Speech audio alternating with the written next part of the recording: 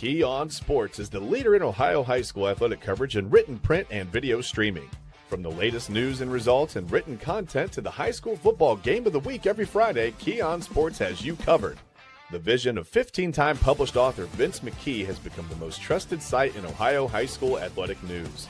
From podcasts to player profiles, Key On Sports is your one-stop for all of it.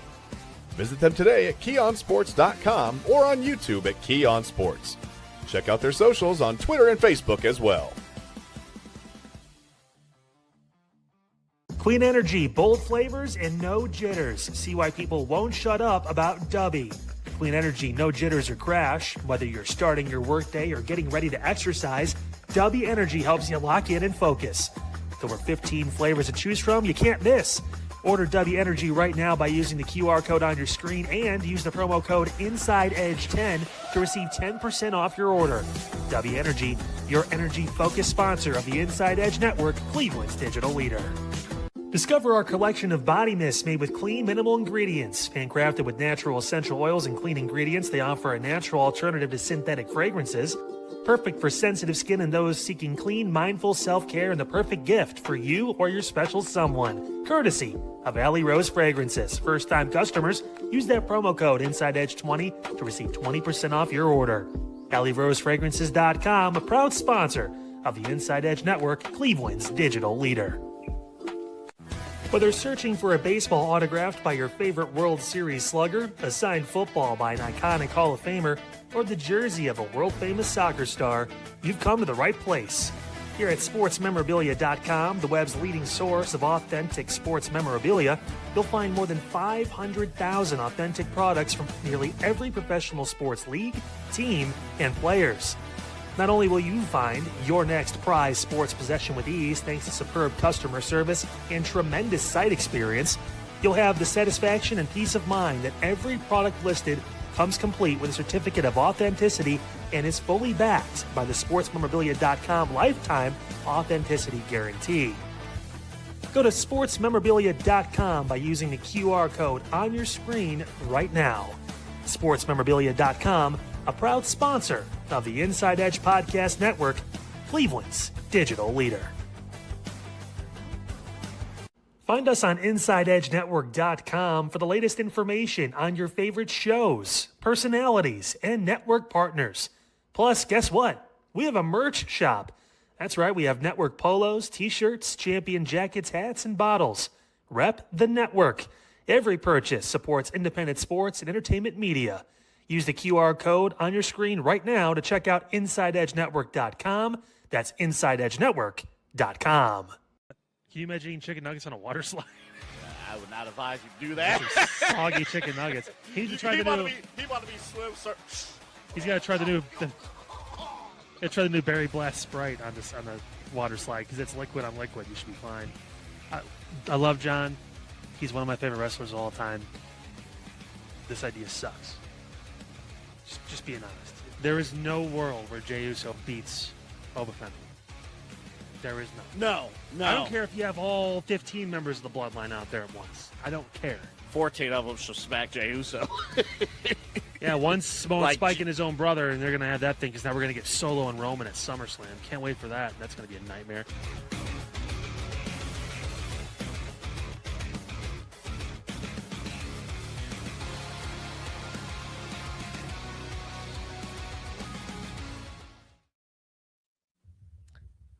Well, aloha, mother fathers. Welcome in another edition of the Side Hustle Wrestling Podcast here on the Inside Edge Network. Dude, I know you're on vacation, man, but what the fuck are you doing? Hold on. Your whole ass eating dinner during this. Hold on. These are watermelon slices. Oh, God. I just finished it up. Listen, we're not beating the accusations right now, buddy. Come on, what are we doing? Oh, wow. Okay. Oh, shit. Yeah, no, he spilled that all over himself.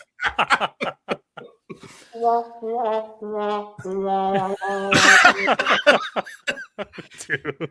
Can't you tell I'm on vacation mode? Oh my God. He doesn't give a fuck. Well, welcome in everybody. It's another great edition. Episode 128. I can see that because it's at the top of the screen, which is cool. Yeah, how about that? Kyle Cornell, Double A Anthony Alfred with you as always. And in the middle, Jake Underwood joins us here for a special edition of the Side Hustle Wrestling Podcast. So excited to have him on the show today. There it is. I was waiting for the applause. They just follow me around wherever I go. It's crazy you pay them to do that. It's nuts. Yeah, right. Like I can afford that. Hey, Jake, can I address something real quick? I just have to. You're a guy. Don't wear a dress. No, not this week. Last week you was on with Kyle. It was like 100 degrees outside, Oh, here we go. and you had a suit and tie. Full ass suit. Yep. How did you do it? Give me tips on how to pull that off. I'm sweat. It's 70 something right now, and I'm sweating. So the best way to do it, honestly, is the shirt that I had on underneath. It was the athletic material that's very breathable. I have that, or I have linen. So they're not like regular dress shirts. It's a linen dress shirt, or it's like the stretchy athletic fit, so it breathes. That's the best way. That's how I go. It's still about it. multiple layers, Yeah. and it's hot out. Well, yeah. I mean, really, it's just the sport coat, and then the tie, and then the shirt. It's really not multiple layers. You would wear that normally. That's literally though. It's a shirt and then a jacket. So that's 2 layers. Really depends on who you ask. I mean, if that's I your, feel like the general 9 out of 10 doctors recommend that is correct. And I'm what was who are we quoting doctors about? You know what? I hope you enjoy your 78-degree air conditioning. You know, dude, I walked into I turned it off yesterday when I came after the game because I had a game for Colton for baseball, and I turned my AC off, opened the windows. I'm like, you know what? It's a little bit cooler outside. It's gonna be okay. 86 degrees in my apartment when I walked through the door. I got smacked in the face like Jey Uso should have been for it being in the King of the Ring tournament. When I walked in that door, I was like, holy shit. Yeah, it was rough. Yeah, I got my house set to 72. Oh, okay. All right. I wish. Funny thing. I actually wore my Yeet lower shirt. it, but 72. Good. I actually wore my Yeet shirt to the gym earlier today. So it's laundry day. You got to go. You got to dig in the crates. You know? He was setting off the clunk alarm at Planet Fitness because he was throwing weights around. Fucking Yeet. You're like, boy. Yeah, actually, I need to open my window. He's getting watermelon all over. Now it smells like watermelon in his apartment. It's listen, I got a new flavor of out pouch coming tomorrow. They got the menthol ones now. It's watermelon kiwi menthol. And it's 12 nicotine. Oh, I'm ready. I'm wired. Only menthol I use is on my lower back when I play tennis. Nah, see, you're missing out. Oh man, that's fantastic. I'm glad you're here, Jake, with us this week on the pod, and this is gonna be an exciting show. We're not going to get anything done today. I just want you guys. We're not going to get. I sent the rundown. I thought to myself, why? We're going to get through one topic, probably. We'll get through one. First off, thank you guys. Thank you all for praying, and for my family and stuff. My grandma passed away last weekend. When this taping's out, her viewing will be today, and then the services are tomorrow. So thank you. It's been hard to even though this was expected, 91 years, man, that's a full life, man. It's a hell of a life, man. That 91 years. Growing up, I had the pleasure, I had the honor to every weekend I go to grandma's every weekend. Lucky me. I knew all the stuff that was going on with the family growing up, but all the stuff, all the juice. No, but lucky me, man. It was, man, it's a throwback to when everyone knew each other, right? Yeah. Neighbors knew each other. She was everyone's grandma on Heath Ave and east side of Cleveland, 93rd and Union, Heath Ave. She was everyone's grandma. She did not, if you were playing on, basketball, whatever it may be, just walking up down the street, you need something to eat, she got an open plate for you. It's great. She had rules. It was number one, there was no such thing as sleeping in. So, 8 o'clock, 8:30, better be ready for breakfast. And the breakfast was worth it. There's no sleeping in. you can, we can play outside or do video games or whatever, but when it's time for stories, you turn it off. Like, me and my brother, me and my younger cousin, like we're in the fourth quarter of Madden, whatever, like we about to go to overtime. You're not. You better speed up that clock, get it done by 12:25. First off, it was the numbers, the Ohio, the lottery numbers, and then Young and the Restless. You better turn that TV better be ready to go. Yeah. For her stories. And until she couldn't anymore, that TV was locked in on CBS at 12:30 all the way through. Whatever CBS had on, she was watching it. And that was just the whole thing. And then, yeah, man, I mean, it's so much, it's weird because it's, you see her love and appreciation, but you also see her pain at the end.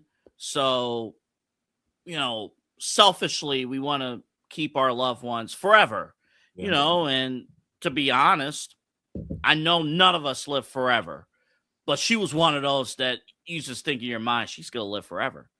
Like she's going to be there and silly me, it's the lust upon life, so, it's one of those things I haven't really been able to, I know it's our job to talk and have thoughts on everything, but I haven't really been able to put into words. I probably won't be able to put into words until after the funeral services and stuff. But she's going to be missed. She's going to be very much missed. And I thank her thank you, Grandma, for everything that you've done for me, for the family, for everyone, man. And there's not one person I've met who's had a bad word to say about you. And it was so funny, the final couple days, she wasn't really in a state to talk or anything like that, but we're telling stories, childhood stories, talking about her and, and her husband, our granddad and family and stuff. And even though she couldn't talk, I saw it a little bit. She perked up, and I want to believe that she heard what we were saying, and that's all you can, I'm one of the luckiest people in the world. I have great family, phenomenal friends and support system and everything like that. And Jake, probably one of the reasons why I wanted you on the show today, I've been through a lot personally this year. My family has been through a lot this year. If we did not have tough conversations, us three and others about Jesus, and I don't, and listen, I'm not going to sit here and be like, hey, whatever, but I'll just be real. This is, us, everyone watching, they know us. If we didn't have those tough conversations and I didn't turn my life to Jesus, I don't know where I would be and how I can handle this. I feel like as bad as this summer has been personally, because of him, I have a better handling of going through these times right now. And I think our family will be, it's going to hurt, but we're going to be okay.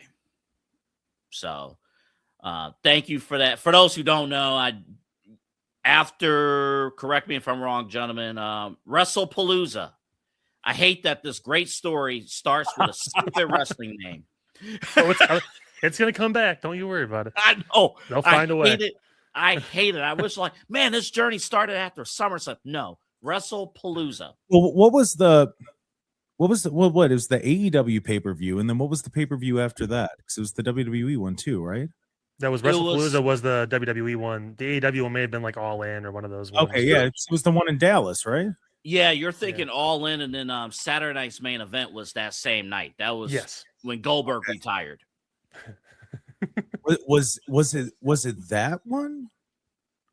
When we first had like the talk about some things, and then it was just we just kind of left it, and we were like, and I did the like, well, if you guys want to go to church, let me know.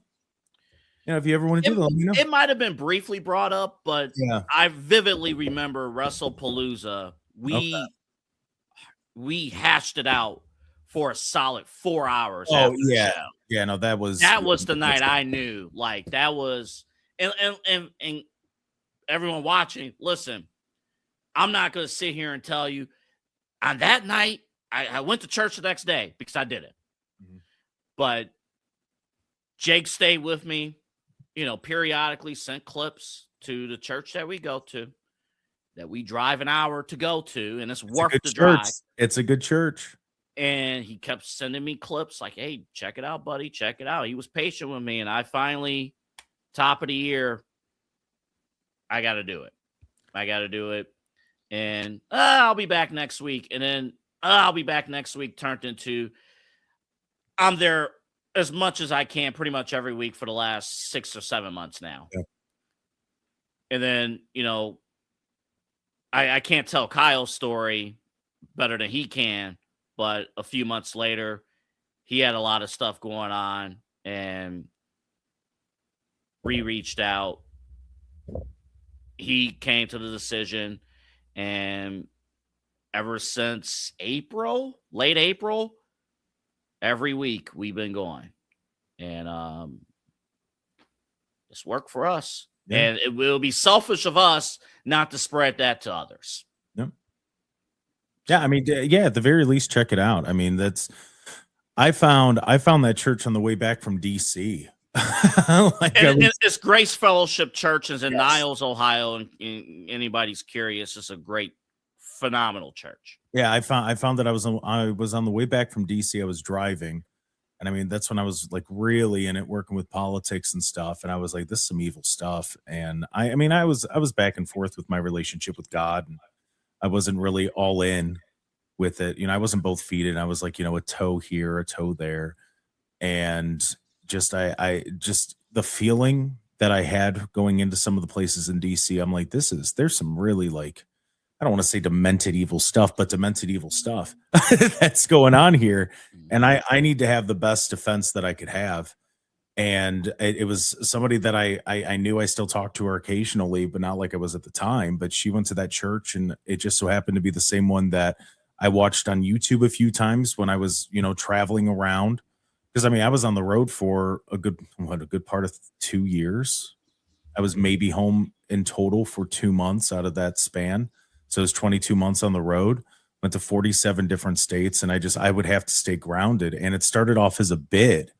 But when things started getting overwhelming, we're setting up venues and we're testing mics and we're doing all this stuff at different venues around the country. I would just start screaming in the middle of it all. And, it became like, that's the bit. Everybody, that's what we would end up doing. And that turned into, working in DC, you have to make sure that you keep your integrity. And the only way you're going to be able to do that and keep your humanity is by realizing that it's bigger than just you. And that God put you there for a reason, and there's a purpose. And and Double A, I know I talk about it with you a lot. I mean, you remember I was quick to get angry, and man, I'd say some off the wall stuff. And now I'm like, well, what's the point of getting angry? Like, what is that going to do? Is it really going to do anything? Yeah, it'll be funny in the moment, but it'll also be awkward if I just start snapping on people. There's really no point in doing it. All right, whatever. Yep. Okay. And especially, I can look at the moments in my life where there have been those little personal things that you have to overcome, and you're going, okay, like the reason I strongly believe the reason why I have the job in radio that I do, is because I get these gut feelings, and when I get them, I just pray on them, and it's like, all right, put me where you need me to be, but just give me a little bit of a heads up, that's all. Because at the time, I mean, I was working in politics. People wanted me to run for a very specific office here in Ohio, and we were getting ready to do that. And then Charlie Kirk gets murdered, and I get calls from all over the country just telling me like, hey, we really need you to get back into radio. You're really one of the only people that I know that can sit there and have discussions with people who completely disagree with you and might even hate you because of the way that you think. But you're open-minded, and you go, all right, well, you're allowed to have that opinion. And they'll be screaming at you, cussing at you, and you're like, all right, no, you're allowed to think that way. By all means, that's, you're allowed. Your opinion's your opinion. You're allowed to be as wrong as you want to be. But, like it's just that when you get that gut feeling, when you get that intuition, trust it and turn it over to God. And, the prayer that I would do, I'd say, use me the way that you need me Like, do with me what you will. Just use me the way that you need me to be used. But if it's a major change, just give me a few weeks heads up. That's all I ask. And I literally found out about this job like a week before I was on air, and I hadn't been on air for like a year. Last time I was on air before coming back home was in LA, and had very good ratings. A lot of people like the ratings, but but and it was one of those where I'm going, can I do this every single day? Like this is really it. And you have to look at those hardships in your life and realize that they're preparing you for something bigger. So if you're going through a rough moment right now, what is it that God's preparing you for? What's the blessing that you're going to have? Because you could be stressed out about being busy. Like I could easily be stressed out. I'm not exaggerating. I work from 7 a.m. I usually get in about 7:30. I'll be honest. So I work 7:30 to about 1 or 2, come home for an hour. Now that's including the half an hour drive home. So I hang out for about 30 minutes, and then I get back to work, and I'm working until sometimes 10, 11 o'clock, maybe even 1 or 2 in the morning. Wake up at 5 or 6, and I do it all over again. I do that every day. And then on the weekends, I go to events to try to build up the publicity for the show so people know that we're there, because they have no idea that AM 1420 is even a thing, or 102.9 FM are free when you search the Jake Underwood Show on Extra Rumble. Like they don't like they don't know that all that stuff's there. My bad. Right, you okay? Summer cold. My bad. Summer cold. But it's just, as I was saying, I could look back and see that that jerk boss that I had at iHeart. Kyle knows who I'm talking about. That jerk boss that I had at iHeart that didn't know what he was doing, even though he's never been to Cleveland but a few times. He didn't know what he was doing, right? So then that guy working for that guy and dealing with the stuff that I had to deal with, that prepared me for when I was on the road and I had to deal with stuff. And then what that taught me prepared me for being on the road, and the patience that I learned on the road prepared me for that next step, and so on and so forth. You can see the stepping stones as they're laid out in front of you. Now, you could either be mad and stubborn and sit there and say that, well, it's not for me. This isn't what I want to do. And you can do that. You're going to notice that you get stuck somewhere, and you're going to be really upset, and you're going to be more frustrated. But, there's a path for everyone. And I don't know that it's one set path. I think it branches off into a lot of things. I think the way that it's set up is you start off on one path, and then you kind of veer off and you get into the sludge. And eventually you're either up to here in sludge, or you walk your way over to the other path, and that's the path that you're on. But God gives you what you need. That's the main thing. If you give him what he wants, he's going to give you what you need. It might not necessarily be what you want. I mean, we all want a brand new car that runs incredibly in the driveway, but we don't have the money for it. But you're going to get a car that you need. You're going to be able to get the opportunities to get the things that you need. It might not always be comfortable. And that's where I think people they confuse comfort with Christianity and following God. It's not going to be comfortable. It's very uncomfortable. I mean, look at what people had to go through. Go read the book of Acts and realize what they had to go through. It's not going to be the most comfortable thing, but if you stick it out, it's going to pay. It's going to pay off. It really is. And I don't know, for me, I had offers to go back to iHeart, and I could have done that. It didn't feel right. I mean, I love the people that work there. I would have loved to go back there, but just something in me, it's like, I don't know. I don't think that's it. I don't think that's it. And I probably would have more money because I would have been able to have different jobs and, bigger opportunities, I should say, not necessarily better. But I end my show every day with tell someone about Jesus today, give them some good news. I don't know that I'd be able to do that at iHeart. I don't know that would be actually encouraged at iHeart the way that it is where I work now. So it's just one of those where things are going to line up. Well, and I needed to know that I could do it on my own. Yeah, I think that's huge too, man. Like, a part of having faith, not only in God, but knowing that, you're being set on the right path is taking those chances on yourself. And that's what I've done. And I'm going, all right, this is in your hands. If I fail, I fail. This is where we're at. Like, I'm either going to be homeless or I'm going to be all right. I don't know. We'll see how it works out. But, you have to have that kind of faith, not only in yourself, you have to trust your work ethic, but also trust God's got you. That's the main thing to remember through all the hard times and everything going on. God's got you. And I know it's hard to believe that, especially if you come from a home that, People might not have had your back the way that you feel that they should have. I get it. I understand that. But understand that God's got you. God knew you, before anybody knew you. And he knows what you can do and what you can't do. So he's going to test you sometimes. And when he does, I'm going to tell you now, a lot of people, they make the mistake. They lean back, especially when they first accept salvation. They start to lean back, and they don't lean in like they should. And you have to, it's the first chapter of the Bible. Look at Genesis. Look what happened when Adam ate the apple. What did he do? I'm hiding from you. And God's like, buddy, Adam, where you at? We just got done naming all the animals. I gave you a woman. What are we doing here? And, and Adam's hiding. And God's like, what are you hiding for? And he goes, well, I'm naked. I'm ashamed. And he's like, who told you were naked? And that's when sin was introduced. I'm obviously giving like a very short version of it all. You're going to have people going, well, and technically, shut up. But, at that moment, you saw the exact opposite of what we should be doing. But what we do, it's human nature. When we feel ashamed, we want to hide. We don't want to expose ourselves and lean in even more. But when people are going through stuff, that's what I would tell them to do. And that's what I do. And I think that's why I've had some, success, and I'm happier. I'm just a happier person with everything that I got going on. It just lean in. Even when you start to think back to the bad things that you did before you accepted Christ, before, you knew Christ knew you, but, lean in on that, pray on that, apologize for it. Every Sunday they say a prayer and they lead new people to God. And instead of just repeating what the pastor says, I change it to like, thank you for dying for me. I know that you did that, and thank you for that. And I'm sorry that I make the mistakes that I do. And I do try to be a better person. I think I'm better now than I was a year ago. I try to lead a good example so that when people look at me and they go, this guy's talking about God, I don't want them to think that I'm a hypocrite and acting like, a jackass all the time. So I try to do better, and I think I've done better. But, I just lean in.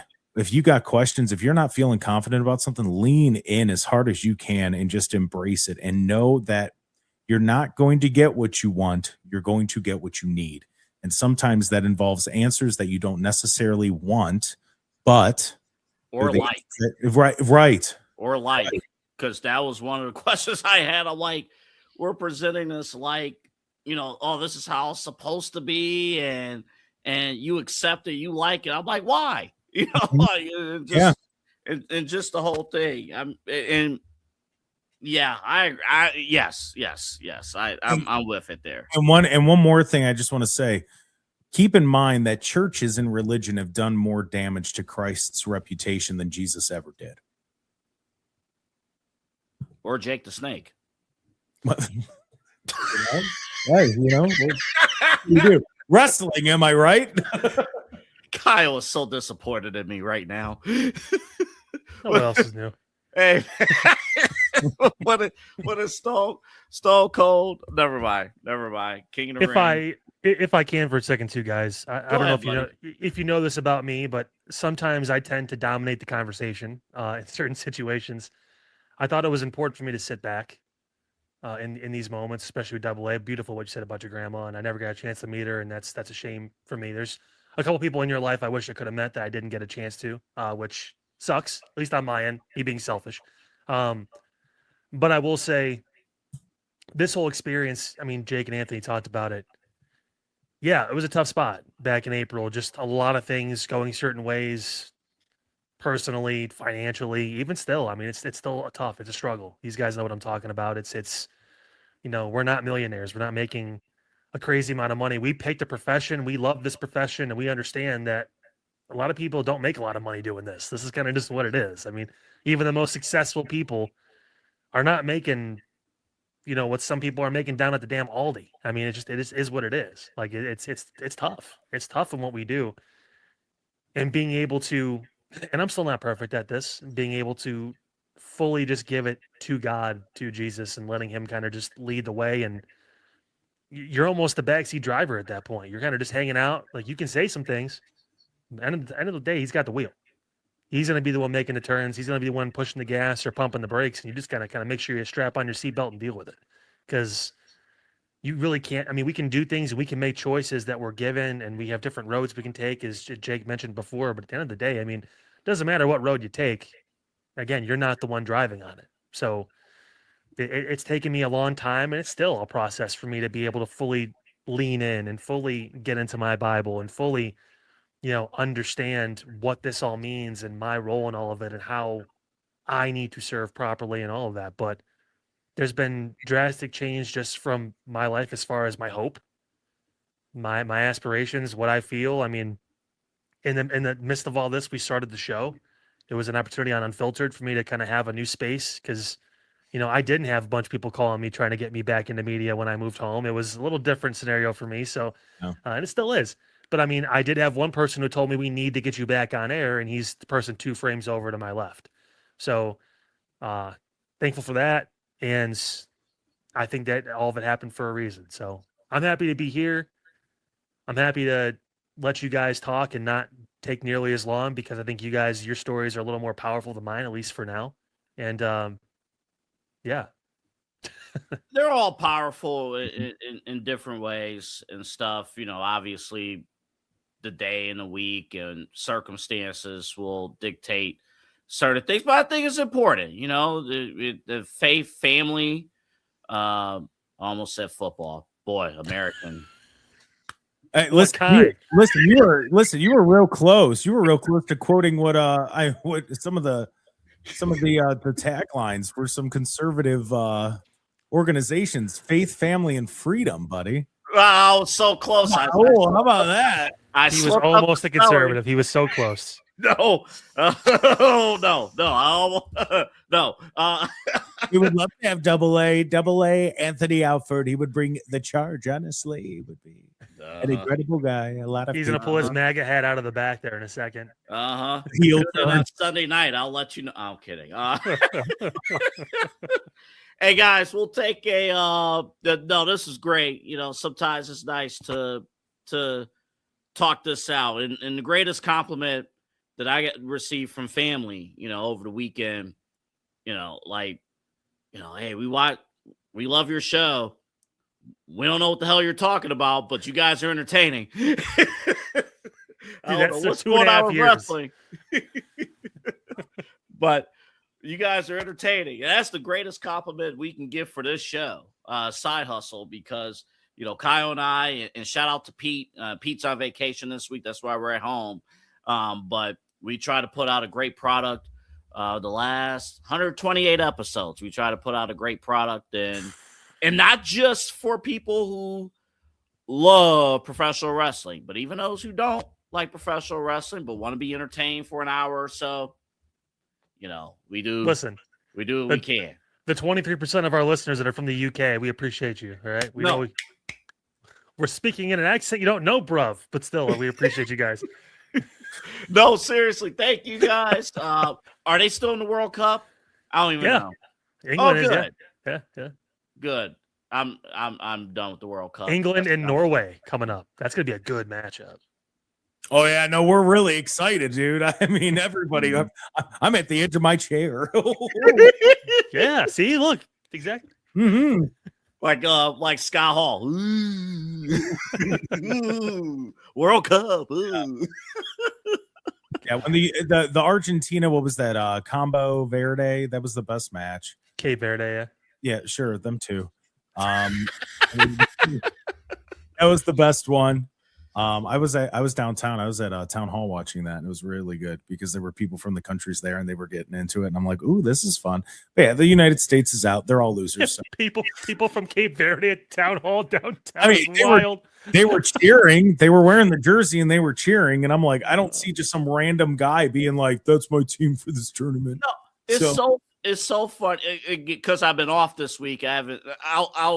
I'll save the full tangent for Midnight Run next week. But I'm hearing all these people talk about, oh, we got to invest in the youth soccer program, this and that. And it's great ideas, but okay, fine. Do that instead of investing in, our American football. Do that instead of some of the other sports that our kids are actually locked into. You don't want to do that. No. You don't want to do that. So soccer can price whatever the hell they want and call it a day. And it's nobody's fault but ours. So, we're sitting here trying to say, oh, we need to do more to grow soccer. Yet, once the World Cup's done, or even right now, we've moved on. Once training camp starts, that's it. We're more focused about how some social media talent something, Justin, whatever. Super bra. Yeah, we're so concerned about how LeBron is lifting weights on medicine balls than the growth of soccer. You mean to tell me that we care about this stuff? No, we don't give a shit about soccer here. No comment. All right, we're going to take a break. When we come back, we're going to talk wrestling. We have 2 world title changes. I believe I saw this stat. The first time the top 2 North American promotions had a world title change in the same week since January of 1999. Wow. Pretty historic. We'll tell you who that is when we come back, and we'll get into the changes, right or wrong, both ways. Sammy dropping the title to CM Punk, and then MJF dropping his title to Kenny Omega to get Kyle's dream match at AEW All In. Get Double A, get him a week to get some prep in. He gets some stats. Look at that. Look at that. Look at that. I'm going to take another vacation in 2 weeks. I'm kidding. I'm not doing it. No. We'll take a break. Back with Side Hustle after this. Fanatics isn't just our name, it's who we are. Loyal, passionate fans dedicated to our favorite teams and to the sports we love. That's why we're honored to be able to offer fans the world's largest collection of official sports apparel and sports jerseys from all leagues, teams, and players you love. We feature a wide selection of gear from every league, including the NFL, MLB, NBA, NHL, and NCAA merchandise, which allows us to serve fans of football, baseball, hockey, basketball, lacrosse, soccer, golf, and, well, everything else that gets your heart pumping. Go to Fanatics.com by using the QR code on your screen right now to celebrate your teams. That's Fanatics.com, a proud sponsor of the Inside Edge Network, Cleveland's digital leader.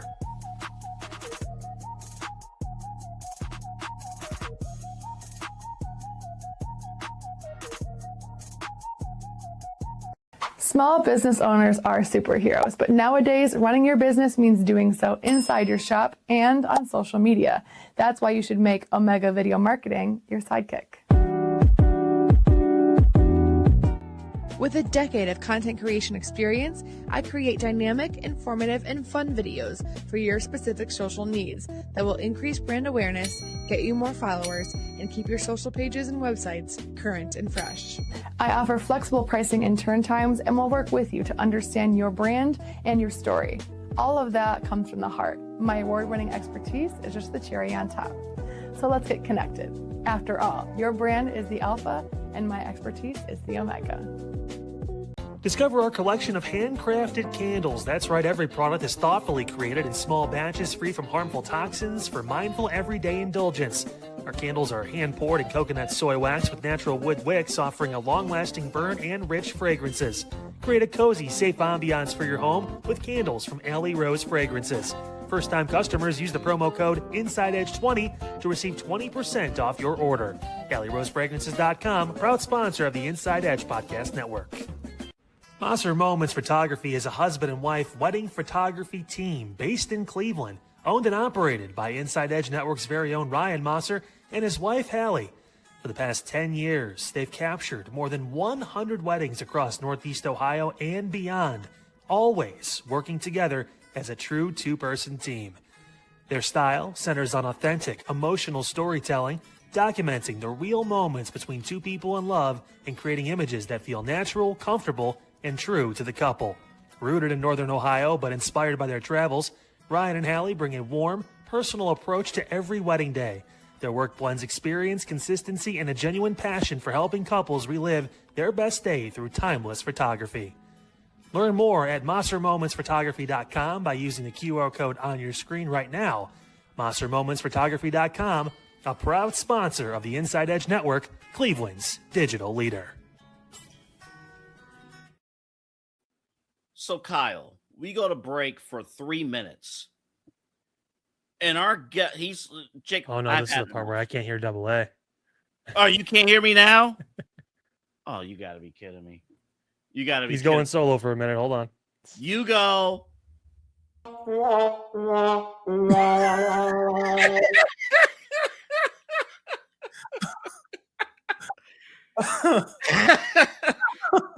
AM 1420's Jake Underwood joins us here on the show, and Kyle is frozen. How about it? Real quick, I do want to give a quick shout out to our team here at Inside Edge Network for stepping in. Kyle and Eli and Autumn and Chad, everyone for stepping in. So really appreciate it. Okay, now there's two Kyles. You see this on the bottom? Oh, you're on guest mode. No, I see it. I see it here. I see okay, so let's do this. All right. Oh my God. Who's that guy in the top right corner? There, he's gone. He was really dark. He needs to get his lighting checked. Oh, he was frozen again. I got real nervous. I don't know. That might be my internet, though. I apologize if it gets choppy. That might be me. Yeah, it's all you. Yeah, we're going on the Wi-Fi. Oh. Yeah. How about that? Real quick, what's the story about you hating Chicago? Oh, I hate Chicago. Well, you love Chicago, see? No, I don't like Chicago. It's an overrated city. Just everything. It's not great. You go there, they sit there, they talk in their dumb accents, and all right. Chicago ruined America in the 1980s, and this is why. I'm going to tell you why. Because Chicago, Jesus Christ. Listen, Chicago humor ruined everything. The only redeeming quality of Chicago humor is John Candy, and he's from Canada. This Dan Aykroyd, this John Belushi, dumb BS, this like that's how it is. Every one of them is, well, hey there, buddy. Oh, gee, gonna get on the plane today, are you? Chicago sucks. Everything that comes from Chicago sucks. So bad that the Bears are getting the hell out of the city. Goodbye. Have fun. You got a bean. Congratulations. You got a giant silver bean. And you got a bunch of history that nobody cares about. Jordan kept you people relevant. Ferris Bueller. It was the only you got Ferris Bueller's Day Off. You got the Breakfast Club. Like if it wasn't for John, what was the name? John Hughes. If John Hughes wasn't from Chicago and if he was from Austin, nobody would give a crap, about Chicago. Nobody would care. No, well, the Bears say hello, Hammond, Indiana. But CM Punk is from Chicago. Yeah, he's the reason. We're well aware, and he is the perfect embodiment of Chicago. I'm a real tough guy. I'm the toughest guy ever. I don't like that backstage politicking. It's terrible. These damn part-timers. Don't mind me coming back after 4 months and, oh, that's a nice title reign you got there. 7 days, you say. Hey, Sammy, why don't you quit? Listen, this is what Sami Zayn should do. I'm going to give him career advice. He needs to quit. Talk just complete crap and bury the company for 10 years. Go to a new wrestling promotion for 2 years. Blame everybody again when you get booted out of there, and then come back to WWE, and then they're going to give you everything. That's how they were. And listen, I thought Sami Zayn becoming champion was a joke. The whole thing is a joke. It's absolutely ridiculous, and it's stupid, quite frankly, just like Chicago. Take this one, Kyle. I'm loading in sound. Go ahead, Kyle. My God. No. So we talked about this last week on the Side Hustle Wrestling podcast. We're like, hey, Sammy is not going to have a long reign if he gets it. It's going to be short. Double A thought maybe they give him more time. A lot of the pro wrestling heads that talk were like, oh, Sammy's going to get a run. He's the champion, whatever stuff. Never saw that. And No. because they Punk and Cody is the match they've wanted for a long time. They want SummerSlam to feel special, just like WrestleMania. So that's the match you're going to get. And Punk is going to be the heel because exactly why Jake just said what he did.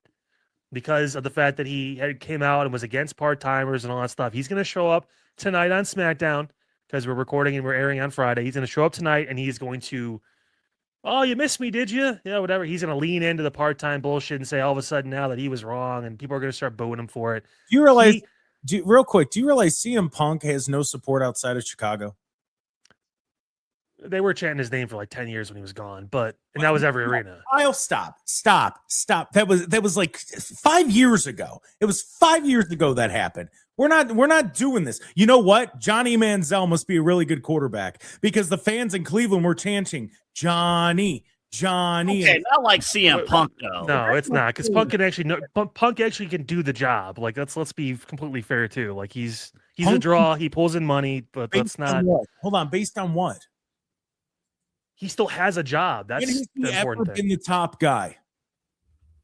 Now, He's the top guy right now. I mean, Well, are you saying no? Hold up. Are you saying, with Roman Reigns being in the picture, does Punk have the ability to carry? He was carrying AEW for a hot minute. He was the last $1 million viewership on a show was because of Punk. Since then, they have not even gotten close to that. Okay. So yeah, because he was making a return. No, that was like when he was just on the show. Like they were still getting So those kind of numbers. So you think it was just CM Punk who did that? I think he put them over the top as far as being a name everyone knows, and they actually know that he has history in this business. It's not like this guy just came out of nowhere. It's like his foot, and then then he missed time. Then the ratings went down. Then he came back. They went up a little bit again. Again.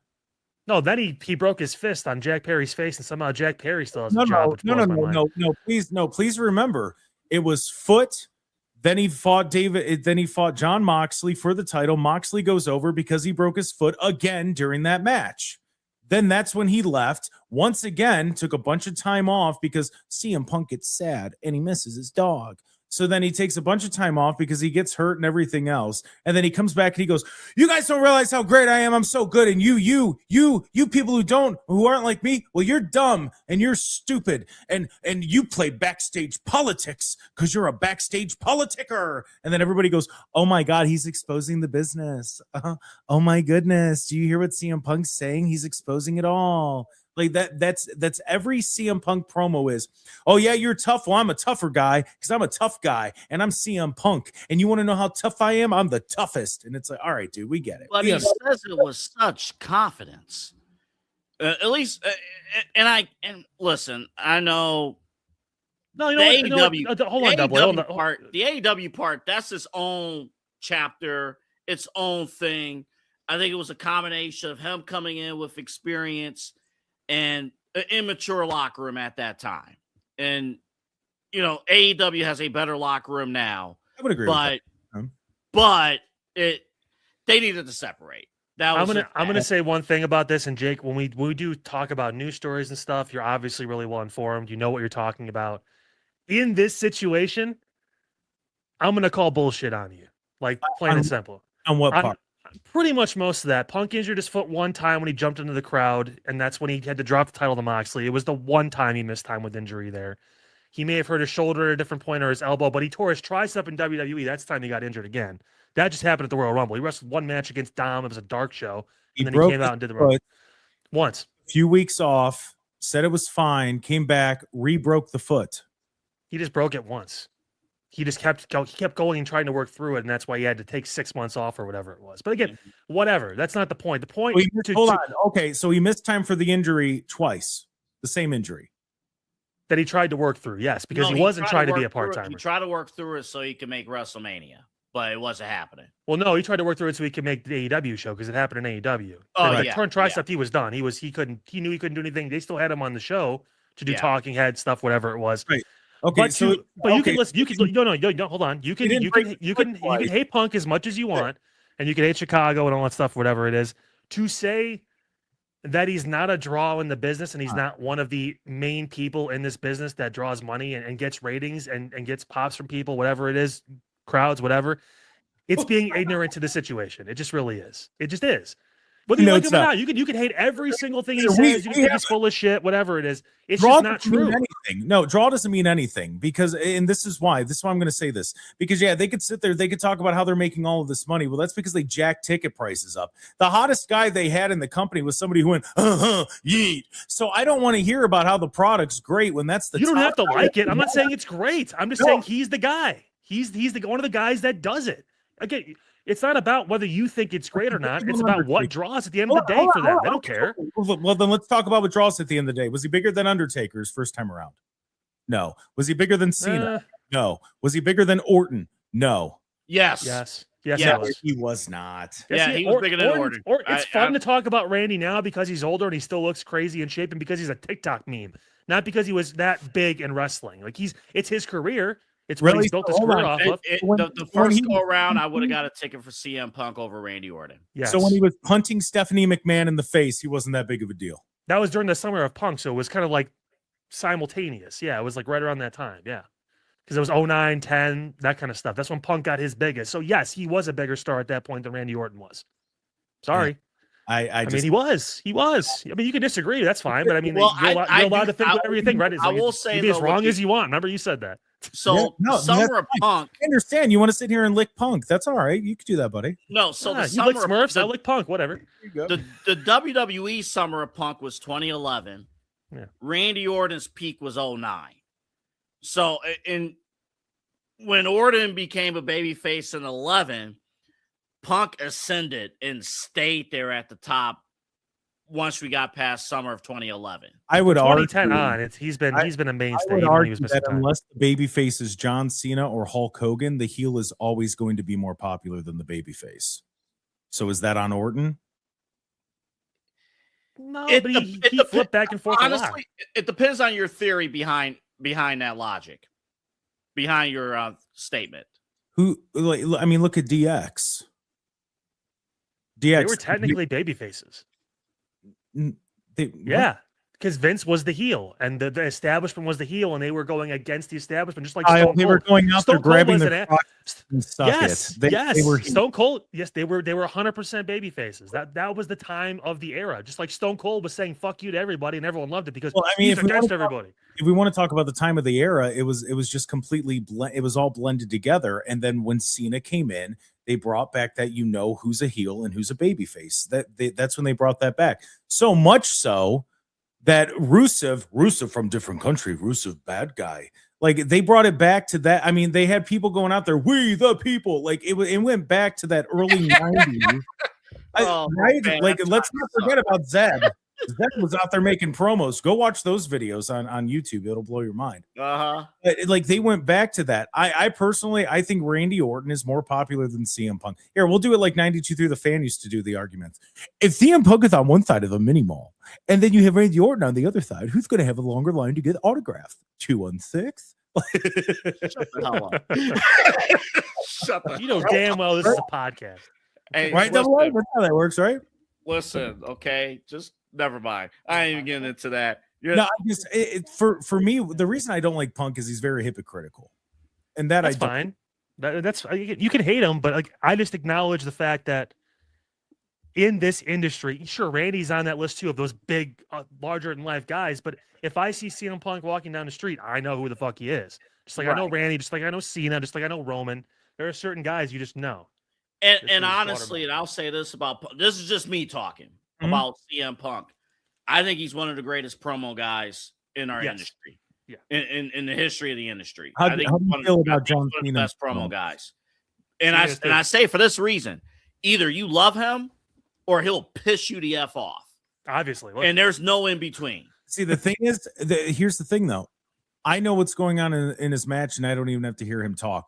Like at some point, it gets to the point that the whole, ooh, he's exposing it. It's like, all right, we get it. I know what you're gonna do. Like when he had that, what was that big promo that he had where he was standing on the announcer's desk? Which one? Right?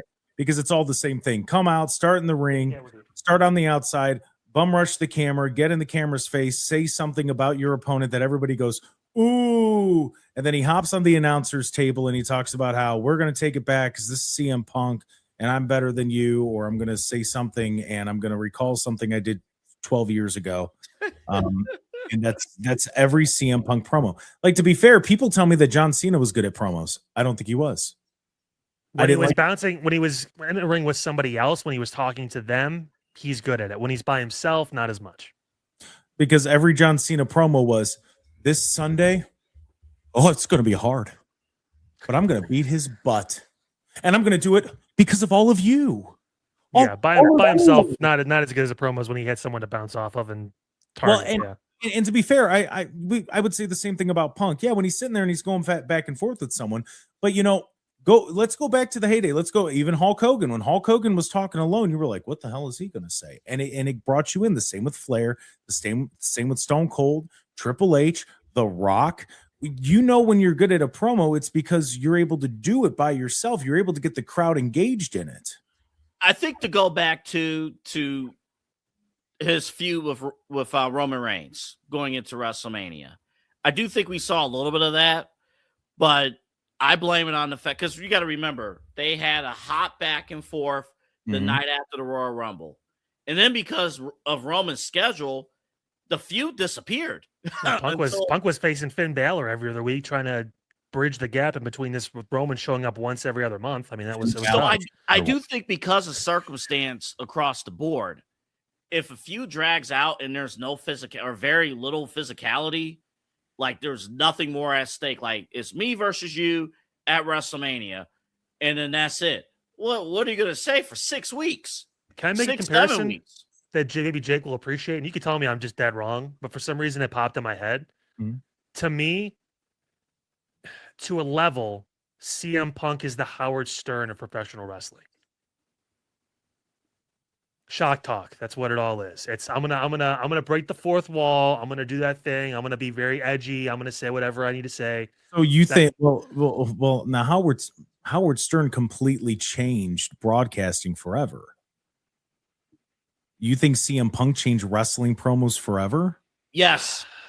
Honestly, I'm not gonna hesitate on that. Yes. people didn't talk like that before him. Believability. They didn't go at the company like that. Yeah. What? They didn't. No, because Stone Cold had a person. He was targeting Vince. It was you could tell it was very much like on one person. It wasn't, oh, and by the way, this entire company could suck my balls. No, it was, hey, you're Vince. right. When Bret Hart stood in the ring and spelled out WCW, it CM Punk motivated him to do that. You're right. Yeah. No, I think that probably motivated Punk too to a point, but Bret Hart wasn't known for his promos. It wasn't going out there every week saying, "I'm going to leave fucking WWE for WC." This is why his company's trash. How about Scott Hall? How about Scott Hall? How about Kevin Nash? People that should be recognized. But yeah, I don't know. Kevin Nash is actually an underrated talker. You guys realize the reason why they're called the Outsiders is because the whole bit was that they were leaving WWE, like they didn't leave WWF. It was that they were invading WCW. You had DX knocking on the garage door at a WCW event. You had Eric Bischoff calling out Vince McMahon for a match at Slamboree to the point he was in the ring ready to fight him, and he technically won by countout. Don't tell me CM Punk was the first to do this. He wasn't the first to call out a company. You had Eric Bischoff calling out Ted Turner on live television. This is all in competition's sake. This is not about being in the company, and it's a different version of what you're saying. You're correct, but it's a different version about it. It's not, I'm leaving the company, I'm pissed off, I'm going to call him out, or I'm not in a rival company and doing it. It's, I'm still working for this company, and I'm trying to change it from within by being an asshole and telling these people to fuck off and all that Scott stuff. Scott Steiner's an idiot. Well, then CM Punk's an idiot because Scott Steiner did that everywhere he went. Like, it's all been done before. Like, I know we want to. It's not about who's done it before. It's about who revolutionized it. Yeah, I don't think CM Punk revolutionized. Oh, because you don't like him. I mean, that's I no. can't say one good thing about him, and you're not gonna have anything to say. So what's the point? That's not true at all. There are a lot of things that CM Punk does well. Are you gonna really say, all right, that pipe bomb promo, 2011, oh, that didn't change how we view wrestling, how we look at how we present professional wrestling? I mean, that promo and the whole presentation, you have an entire industry and multiple wrestling companies try to recreate that moment, and nobody's been successful at recreating that moment. I think that's a testament to CM Punk. Like, you can't tell the story of professional wrestling without telling the story of the pipe bomb in that moment. Okay, well then tell the story also. Well then tell the story also how he was given the microphone by Paul Heyman and Vince McMahon, and they said, "Go do what you do." So who really revolutionized? And he did it. Yeah, you had the coaches. As the player, you still got to execute. So, all right, so let me ask this. They didn't drop a play. They just gave him the mic and said, "Go." Like, he's like, "Okay, are you sure?" They're like, "Yeah." I'm like, "All right, here we go." Like, and he fucking did it. Like, he did it. He didn't have that written for him. So let's Freddie Prinze Jr. was writing for the guy at the time, so he had good people around him. There were producers that he had to bounce it off of. All right, so let's go back to 2008 NFL, the Wildcat. Ronnie Brown discovered the Wildcat, and he revolutionized football because he was one of the first to successfully run the Wildcat offense. The fact that you brought up his name, the fact that you tied in. Don't even try and give him credit. It's not a good comparison. No, because at the time, because he was a decent running back in the league. I could have also said Williams. He was there too. He was a first round pick. That's why I know him. It's not like he was a nobody. But so he revolutionized football because he was able to score a touchdown because he was a running back who threw it. So he changed football forever. I mean, Again, if you're it's- telling the story of the Wildcats, but I know. Listen, the Wildcat in football does not equal the pipe. And Ronnie bomb Brown in is an pro 8-time wrestling. champion, and he's one of the best ever to do it. And yeah, sure. I mean, like again, he's drawing comparisons to aid the argument, and I get it, and it's something we all do because we have training in this, so we can reference certain things. Like you're talking about watching. You're talking about fucking watching guys in the 70s when you weren't even born yet. So I mean, it's like it's sure. It's, You can't. remember back in the 70s when we were all around and we were watching these guys doing all these things? Like, no, because we weren't fucking alive. All right, so like, Just because you don't like the argument doesn't mean that you can't go. Well, I don't think it makes sense. It's not you can have an argument about whether you think the guy is cool or not, or you like him or whatever it is, You but you guys can't said deny that what he he's meant to the revolutionized industry. Like football. he's So been one of who the most was it? polarizing Was it figures of all time. Like well, I mean, it's not an argument. The head coach of the Dolphins who did it, or was it the running back who revolutionized football with the Wildcat? Who was it? The same way was it Vince McMahon and Paul Heyman who said, "Hey, go out there and do what you do, what we know you can do, because you've done it everywhere you've been. Ring of Honor, you did it. Do it here too. Do it. Go do it. Sell tickets." That's what it's all about. It wasn't like CM Punk went, "Oh, I know they wrote this promo, but I got to drop a pipe bomb and tell everyone the truth." No. They handed him that microphone and they said, "Go do what you do and sell us tickets." And what did he do? He went out there, he sat down, and he sold tickets. So he is good at doing that. I'm not saying he's not good at it. I'm not saying that he's not good at drawing the people in. I mean, really, when you listen, Did you just try to argue with the past 30 minutes about him being a draw or not? Like, I don't what the fuck think are we he's talking about? I don't think he's a top draw. I never said he wasn't a draw. I said he's not a top draw. Who the Oh, fuck? he's a who else top is draw. drawing? Who else? Who the He- fuck else? No one in AEW is doing it. I'll tell you that for damn sure. Like, Apparently, even if you bring it back, Hold on, real quick. This to is the issue. This is the issue. Everybody in WWE, yeah, that company compared, it's been around for 10 years, if that, at this point. That Not they're even. not as good as that company that's been around for 70. Well, really? Wow, that's crazy. What kind of argument is that? Like, really? Well, that company's not doing as well as the other one. Well, yeah, because they run things completely different, and that's okay. That's yeah, why but when TNA was 3 years old, we were saying it was close to WWE. AEW hasn't been close to WWE yeah, essentially because ever. TNA actually had a guy like Jeff Jarrett in charge of running it. He did a Exactly. good job. Okay. What are we talking? Are we talking about CM Punk, or are we talking about how AEW sucks? See, that's how they argue. The argument always goes back to, yeah, but AEW is not as good as it should be. Well, No, then go WWE's been shit Well, too you're for on a it. while here as well. It's been bad. Like go on AEW. Go call Tony. Tony's a piece of shit too, but that's beside the Call point. him. But Call he's a him. really nice guy. He's a really nice Call him. billionaire. Sure, Call sure. him. Call him up.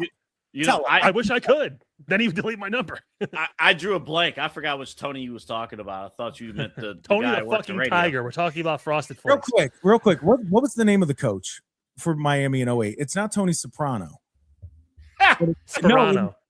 Sperano. That's Yeah. right. I almost Yeah, said it was Tony Sperano. Soprano, but I'm like, no. I remember Bill Parcells was the GM, and I'm like, what was his name? The short attack. He passed of a heart attack a few years ago, but he was a short Italian dude. I couldn't remember his name. I don't know. What was it? Soprano. What? Sperano. Sperano. Sperano. Soprano, damn it. Here's He's Italian. He's Italian. Here's Sami Zayn reacting to losing the championship in Jake's favorite city, Chicago. I have a question. Come with me. I have a question. How is it that after 24 years of crawling and inching for every little inch to get the WWE Championship, after I finally get it, 9 days after I get it, that piece of can walk back in here after not being here for months, and waltz right in and get it? Get a chance? That mother, he has no business! No business!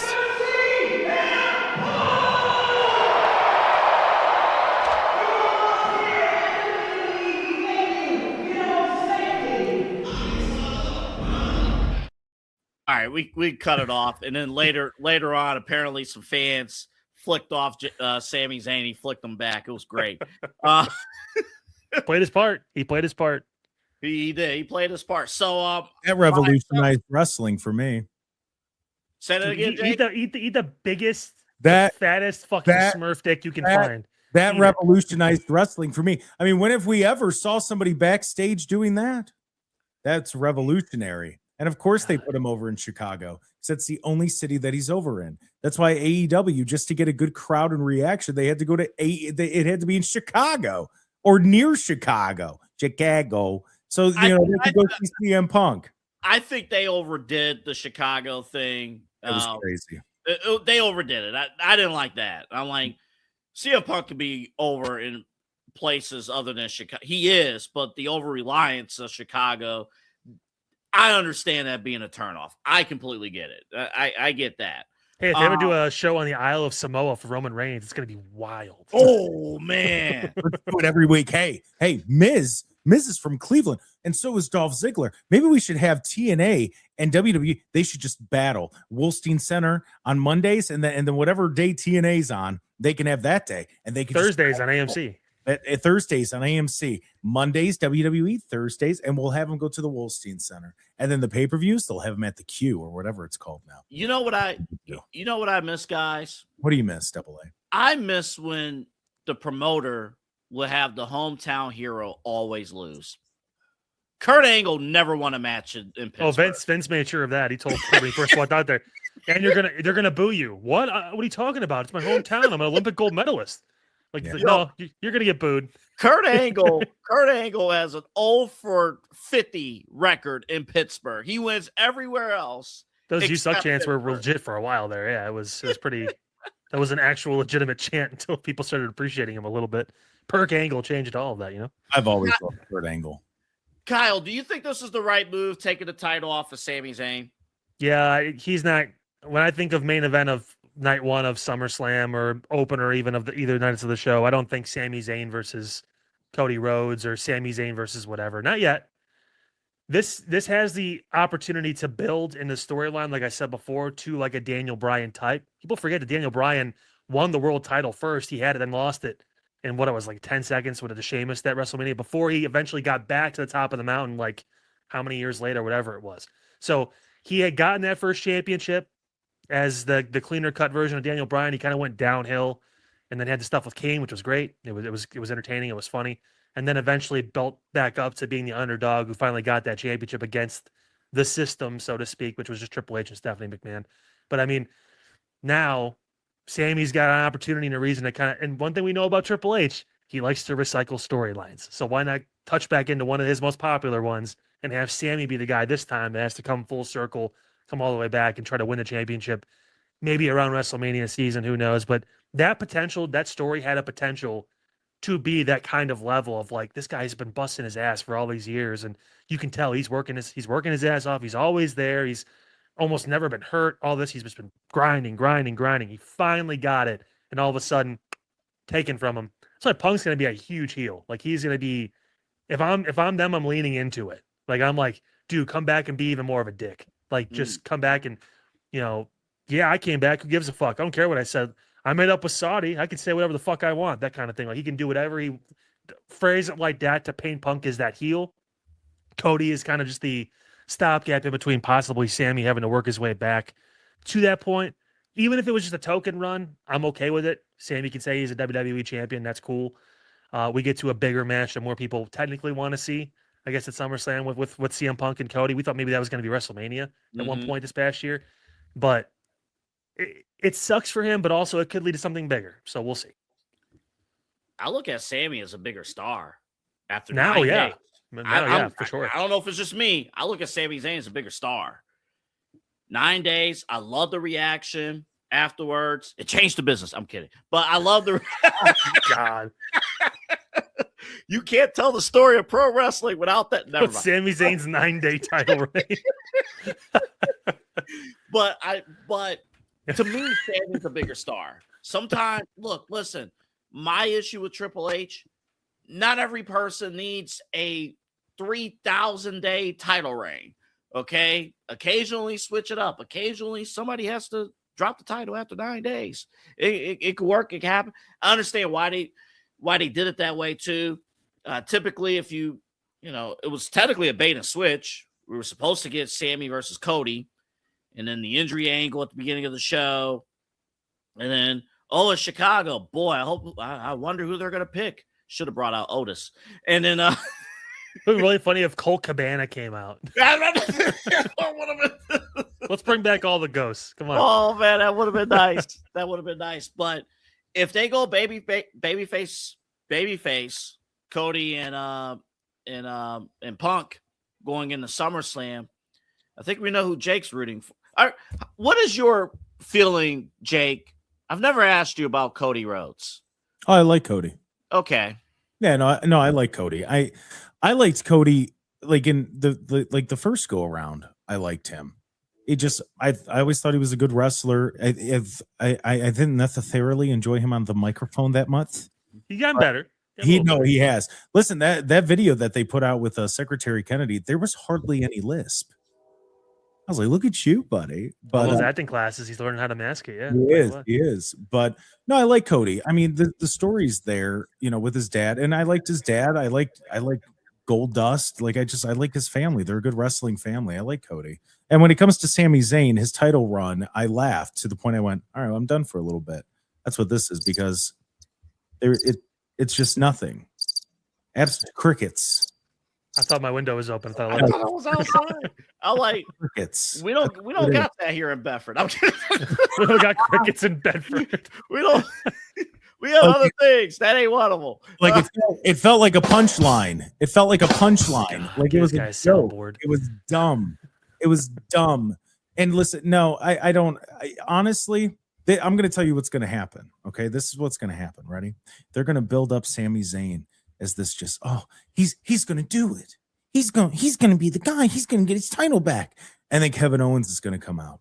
And like you said, they love repeating storylines. And then we're going to have part 52 of Kevin Owens versus Sami Zayn. And then they're going to hate each other. And then they're going to hug in the ring. And for some reason, wrestling fans are still going to eat it up. Just this tastes so good. And then you know what they're going to do? They're going to hug. They're going to hug at the end of their match. And then they're going to become tag team champions. And they're going to beat Us. And they're going to beat them. And then it's going to be in the middle of a match. And Kevin Owens is going to turn on Sami. Tell me if you've seen this before. This is brand new. This is revolutionary to wrestling.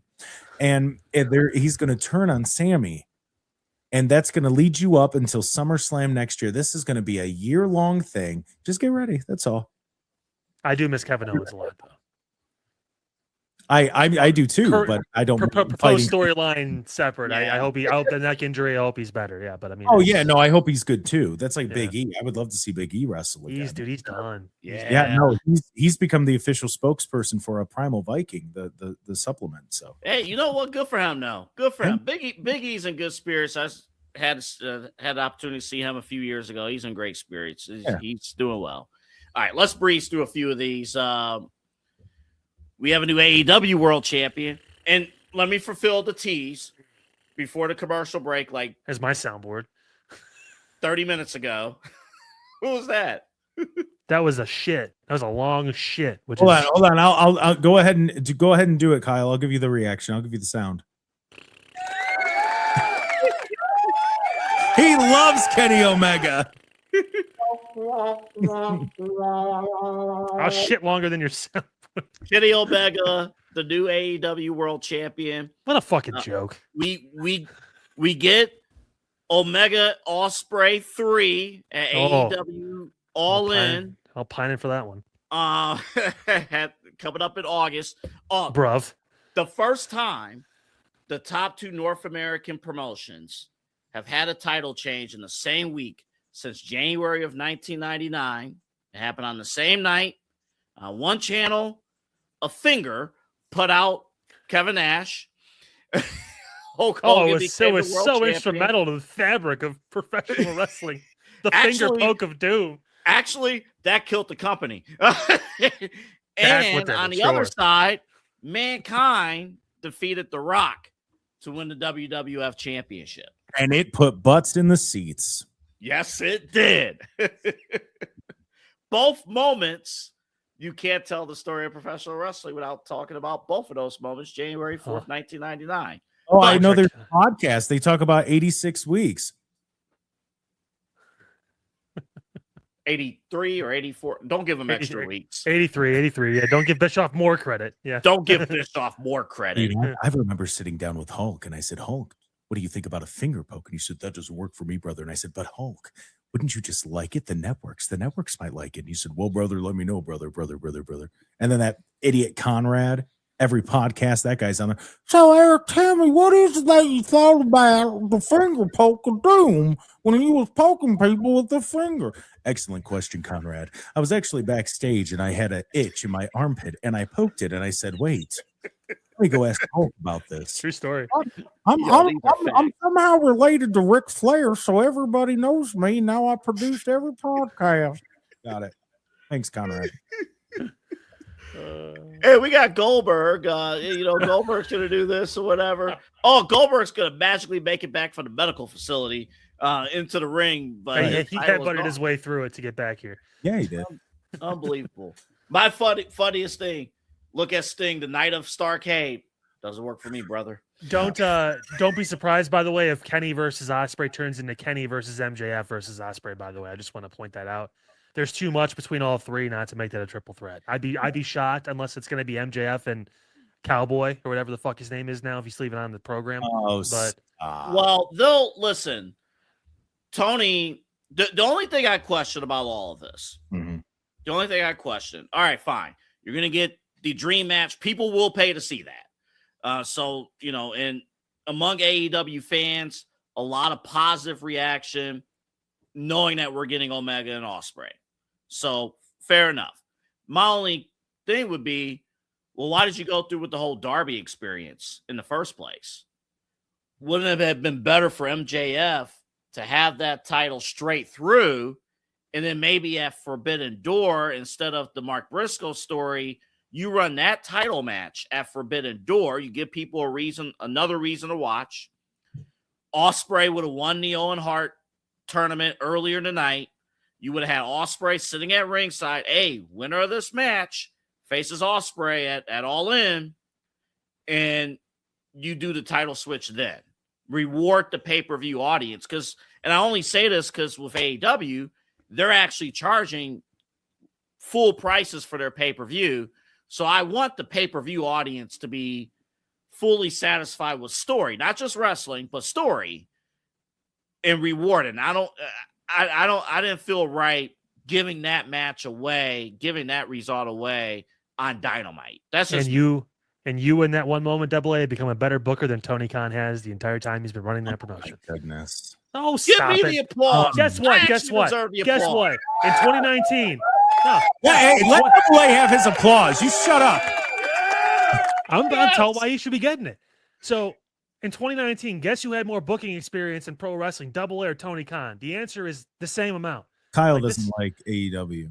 No, it's not that I don't like AEW. I don't want the person booking the show. They have good talent. They have good wrestlers. It's the person running the show who doesn't know what the fuck he's doing. Yeah, he doesn't. And I want to like it. I ask him. I've given it so many chances. It's just too fucking hard. It's too hard. And WWE's been bad. There's been some bad WWE recently too. That's not saying they're so great and they're so bad. Right, Kyle? It's both. They both can suck a big dick sometimes. You're not going to like my answer here. Okay, I'm gonna be honest with you. It's the same thing that I told people when they were complaining to me about Bad Bunny. It's not for you.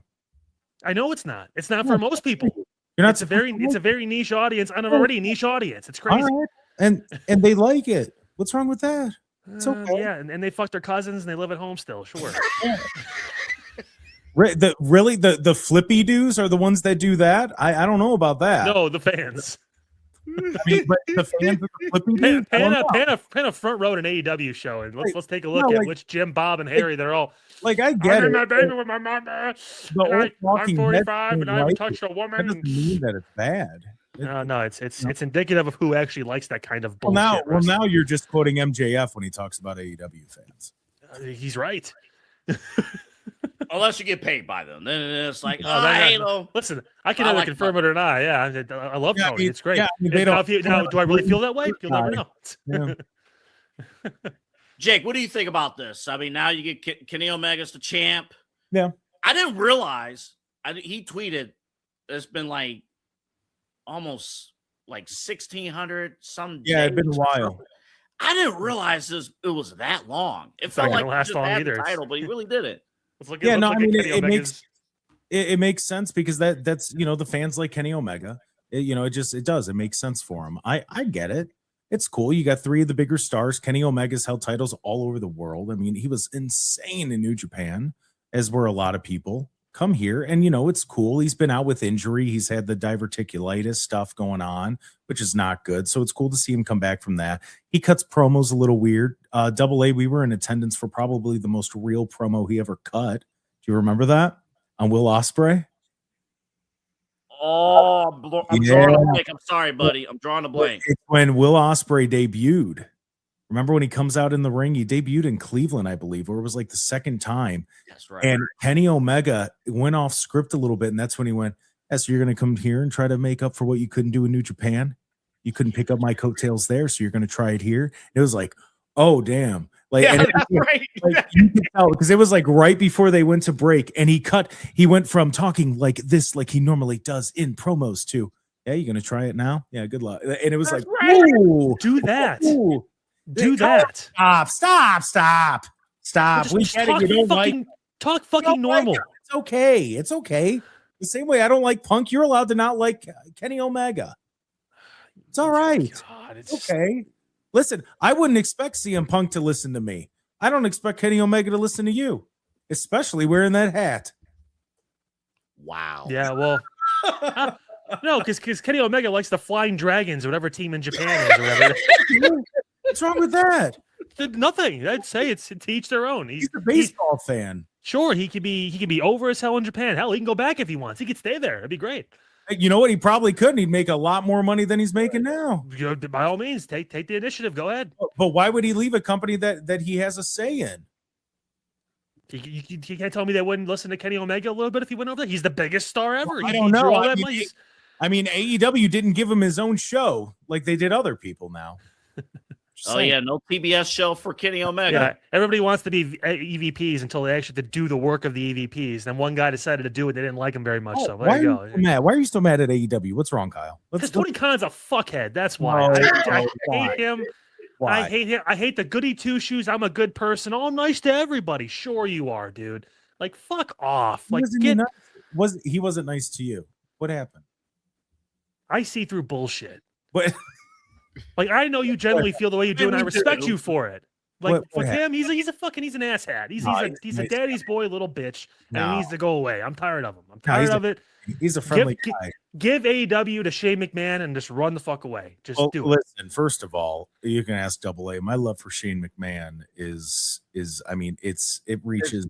And he had a chance. And he met with Shane in an airport, and he had a chance to bring him in as the GM or to work and actually book the show. It's his company. Because I want to do my own thing on my company, and I want the 14 people that like it to watch. Eat a whole dick. Time out. On a future episode of this show, Jake and I will battle over Shane McMahon. All right, time in. Yeah, listen, I love Shane. I would have loved that. I was hyped for that. But at the same time, the guy's allowed to do what he wants with his company. And you know what? It's successful. He's still he's Is still it? Around.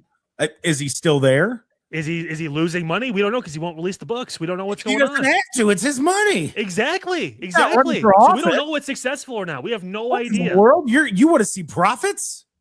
Yes. Oh my goodness. It's a business, isn't it? This we're in capitalism, right? This is the thing. I want to see if you're fucking making money or not, so I can criticize you properly. If you're making money, I'll take back what I said. If you're making money, I'll stop shitting on you, Tony Khan. If you're making money, I will rescind what I've said about you being a bad businessman and a shit fucking owner and a terrible fucking wrestling promoter. WWE was making so much money. That's why TKO had to go in there and save their ass. They didn't save their ass. They bought them. Vince made bank on that fucking deal, dude. Vince made bank on that fucking sale. Well, yeah, because they were losing money. No, they weren't. Oh, stop. They were not. That model was not losing money. They were still drawing crowds. They were still selling out. They were still doing all this stuff. Yeah, no, I know a lot of businesses, they go, man, we're so successful right now. We need to sell immediately. Vince needed to sell because he's a fucking old pervert that got caught doing what he was and then decided to pay the girl off. Allegedly. He's going to pay her off in civil court. There you go. Merry Christmas. Allegedly. We'll see. I just want to share with our audience that I hate when these guys argue and there are points that they make, and I know what they mean, but you guys don't know what it means. It's my absolute favorite. It is little things, it's little subtle things. All right, we're out of time. Real quick, this week in pro wrestling history, 30 years ago. What a fucking topic. Wow. This ties into everything. It just comes full circle, you know? You can't tell the story of professional. Okay, I quit. With the NWO, I give a lot of credit. Yeah, that was different. That was something that we didn't see a lot before, just from the actual impact it had on the industry as a group. I think the Four Horsemen is up there as well, but then obviously NWO is like maybe the second like really big group where you're like, oh shit. And then it became too big of a group because everyone joined it. But that's beside the point. I did see an article. I forgot who did it, but they did a great job. It's like 30 years later, things you like, things you didn't like about the Bash at the Beach 96, just the event. And they mentioned like, hey, give WCW credit from this aspect. A one-show storyline, they built it throughout the show. Who's the third man? Who's the third man? Doing backstage interviews. Who could be the third guy? They're waiting for the third guy. Oh, Eric Bischoff. And we don't think about any of this at all. Eric Bischoff, he's too busy. He can't do commentary. Who joined the NWO months later.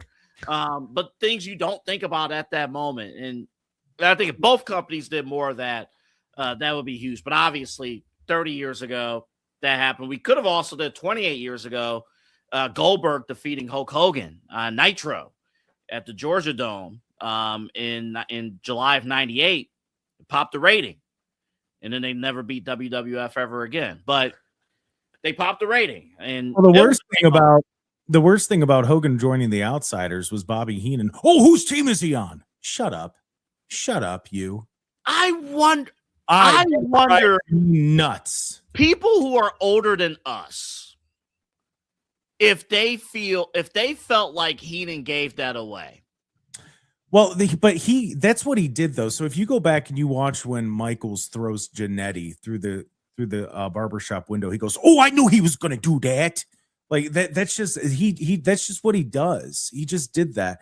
Like for me, that like if I'm in his ear, I'm going, "You shut up.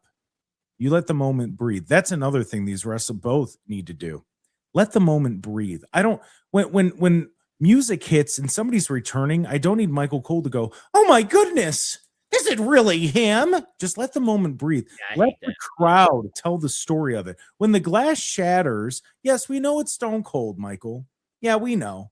We've been watching for 30 years, and we know that it's Stone Cold. And you know what? Even the people there, and even new watchers that don't know Stone Cold, they'll know it's him because on the giant screens you have there, it says Stone Cold. So they're going to be able to tell who it is, Michael. You don't need to scream that they're here. I understand that he's here when the music hit. I get it. Yes. Yeah. I get it. But yeah, that's, I mean, and yeah, you asked in the thing, what was better, Cena or Hogan? It's Hogan by a mile. Cena's heel turn was terrible. Absolutely terrible. It was awful. It was awful. Cena had good moments, but it was nowhere near like the Hogan heel turn. No. Well, let's just identify the turn itself. The night that it happened, not the entire run. The entire run, Hogan wins. The moment of Rock, because I think we were all together. Because that's when Cody told Rock to go fuck himself, and I was like, "Holy shit, he just said that!" And then that's when Cena kicked him in the dick, like everyone else kicks Cody in the dick. But he's not having any more kids. 2 with Brandy, and that's all. They're done. They can't. He physically can't. Like I'm pretty sure, yeah, they're inside of his belly at this point. The Montez's been kicked in the nuts. But dude, oh yeah, good job, Cody. They call him Raheem for a reason. We all know why. But. The moment itself of Cena's heel turn, because of what we thought it was going to be, like, oh, he's going to be with Rock. He's going to be with, Travis Scott, who gives a fuck, but Rock and Cena together. Yeah. That could be interesting. That could be watchable. We could be like, okay, we could get something, and maybe it leads to another Rock Cena match where Cena goes off in the sunset. Cool. Like, I could sign up for that. And then obviously it didn't happen. And it led to a bunch of letdowns and a bunch of dream matches. We were going to get anyway with Cena because Cena was going to fight Randy one more time. He was going to fight Punk. He was going to fight all these people. Like, Hogan that was earth-shattering, and that changed the landscape of wrestling from a standpoint of now there's a competition. Now it's really Like they were coming up a little bit. WCW was getting some ratings, getting some numbers, started to draw people. That was like, oh fuck, they're doing something real different over there. And then now. he did the promo that night. Yes. He Getting didn't shit wait. thrown at him. Like that's when you know you're really heat, when you're really over and people hate your ass when they're throwing shit at you in the ring. It's like, oh, we don't care if we get kicked out. We're gonna fucking pelt you with some shit. Like, Well, and again, the craziest thing, the Cena run from Chamber to WrestleMania, flawless. For the most part, his performance was flawless. The story, iffy, and then because we had the shit. promise of, we had the thought of, again, Rock's going to be a part of this. He's eventually going to, okay, he's not going to come back to WrestleMania because it's Rock. It's got to be a big show, whatever, fine. But he's in the background pulling the strings. That's what we all thought. Right. And then for it not to come to fruition, kind of made that couple months where Cena was cutting pretty good promos and, he was saying a lot of real things about how people were treating him, especially the fans, all that stuff. It made it all go like, it fell flat like a, plate of piss at that point because it just, See, for me now, when I go back, like the lead up to it, yes, it's great. Travis Scott comes out, and knowing how much of just like a cluster that was, where like he's like legit like busting Cody in the face, it kind of takes it away from me. Where I'm like, all right, this guy's an idiot. Like he was actually, and if I have to hear fiend one more time, I hate that song. Actually, I hate it. Double A's at the gym pounding out miles on the treadmill with that song. Yeah, every time I hear it, because it would just it felt like for a year and a half, it was just the WWE premium live event, and you just hear You know what it reminds me of? In Forrest Gump, when the prince was upstairs with the mom, yeah, and he goes and he comes downstairs, he goes, your mama really cares about your education. You don't talk much, do you? And then Forrest goes, That's what it reminds me of. Oh my God. That's what it reminds me of. And every time I think of little Forrest with his braces on his legs, because they had magic legs, and he's sitting there and he's just wants to go to school, and he couldn't. That's what I think of every time I hear fiend. That, or I think of Boy Meets World. I don't think of Travis Scott. That's what I think of. So good luck. Next time you missed that. out to that and you start laughing, I'm sorry. I'm gonna be breaking news. Travis Scott is still walking to the ring. Oh God. Yeah, that was another thing. Like he just Undertaker's watch the ring like a fucking NASCAR event. He's looking at his title. He's looking at it. Shine that thing up real nice. Turn that some bitch out. All right, sorry. Oh man. Yeah. Well, Jake, I appreciate you coming on. I needed someone to you and Kyle to carry me on this episode tonight. Thank you for coming on. Yes, anytime. Jake's gonna strap me to the hood of his car on Sunday when we go to church. Oh man. I'm telling you, next time Jake's on, we're gonna have a conversation about Shane McMahon. Because we do not see eye to eye on. No, we do not. And I'll let you guys fight about that. I'll sit in the back. Yeah, no, you're wrong on Shane. One of the most overrated wrestlers in the history of. Let's save it. I know. Hold on. How can you say he's overrating when there was no expectation for him to be good? He's a McMahon, brother. He went too far. That's my point. He went too far. Oh my God. Puffing and puffing. Yeah, like Jey Uso when he gets down to the ring after going through the fans. Yeah, there's Jey Uso and like CM Punk will do the next title match where he's red in the face and he's all right, fine. Snoop Dogg will say pro wrestling. See you next time. The